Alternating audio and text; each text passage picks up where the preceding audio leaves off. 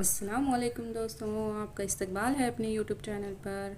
आज हम जमात पंजुम का मज़मून रियाज़ी का पहला हिस्सा रोमन अददी अलामतें, इसके बारे में मालूमात हासिल करेंगे। तो यहाँ पर देखेंगे कि देखो यहाँ पर एक घड़ी बताई गई है। तो कुछ घड़ी में जो है वो नंबर जो दिए होते हैं वो रोमन अददाद में दिए होते हैं, रोमन नंबर्स दिए होते हैं। आपने देखी होगी ऐसी घड़ी। तो यहाँ पर हमें कुछ उसूल भी बताए गए हैं जिनके हिसाब से हम आज पढ़ेंगे।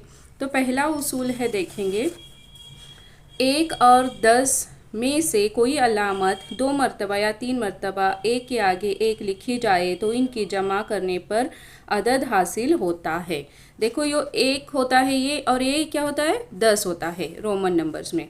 तो ये जो है एक हम अगर 2 मरतबा इस्तेमाल करेंगे या 3 मरतबा इस्तेमाल करेंगे तो उन तीनों की जमा करनी होती है तो 3 मिलेगा। अब यहाँ पर 2 दिए गए हैं